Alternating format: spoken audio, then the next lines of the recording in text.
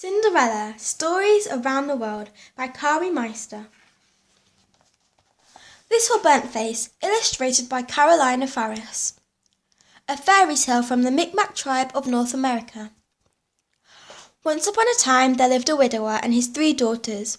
They lived in a large village by the side of a lake.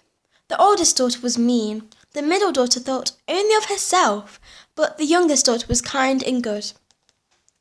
Every day, when their father went off to hunt, the oldest daughter burned the youngest daughter with hot coals. She did this so often that the youngest daughter was covered with scars. The villagers called her Little Burnt Face. When the father asked why his youngest daughter was always burnt, the oldest daughter lied. "I forbid her to go near the fire, father," the girl said, "but she disobeys and always falls in." On the farthest side of the village, in a beautiful wigwam, lived a great chief and his sister. The great chief was invisible. No one but his sister had ever seen him. One day the chief's sister announced that her brother would marry any girl who could see him. Girls rushed to the wigwam. "Can you see him?" the chief's sister asked. Many of the girls lied and said yes. Then the sister asked, "What is his shoulder strap made of?" The girls guessed, "A strip of rawhide." "With what does he pull his sled?" The girls guessed again, "A green willow branch."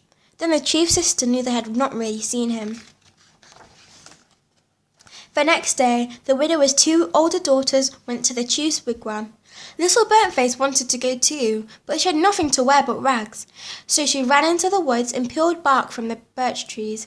She made herself a dress, a cap, and leggings. She borrowed her father's moccasins for her feet. When Little Burnt Face got to the wigwam, she gasped. The great chief was there, and she could see him. The chief's sisters asked, "What is his shoulder strap made from?" Little Burnt Face answered, "A strip of rawhide." But Little Burnt Face said, "Oh no, it's the Milky Way." "And with what does he pull his sled?"